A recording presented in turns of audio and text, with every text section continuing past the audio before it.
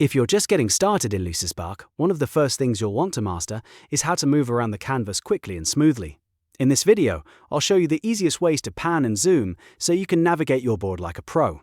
And if this tutorial helps, go ahead and hit that like button and subscribe for more simple software tips just like this. Let's start with the most common method if you're using a mouse.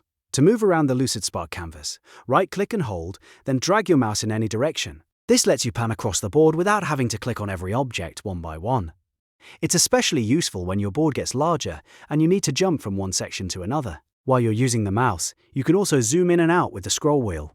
Just scroll up to zoom in and scroll down to zoom out. This is a fast way to focus on details or pull back to see the bigger picture of your entire workspace. Now, if you're using a trackpad, Lucidspark makes navigation really easy as well. Simply use a two-finger slide to pan around the board in any direction. If you want to zoom, use the pinch to zoom gesture by moving two fingers together or apart. This is perfect for laptop users who want smooth, natural movement without needing a mouse. There's also a great keyboard shortcut that many users find even faster. Press and hold the spacebar, then click and drag with your mouse to move around the board. This gives you a temporary hand tool style movement, which is ideal when you want to navigate quickly while keeping your workflow moving. Once you release the spacebar, you can go right back to editing. So, to recap, if you're on a mouse, right-click and drag to pan and use the scroll wheel to zoom.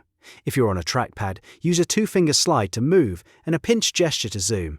And if you want a fast shortcut, hold the spacebar and drag to navigate around the Lucidspark board. These simple navigation tricks can save you a lot of time and make working in Lucidspark much more comfortable, especially on bigger brainstorming boards. If this video helped you out, don't forget to like the video, subscribe to the channel, and turn on notifications so you don't miss the next tutorial. Thanks for watching, and I'll see you in the next one.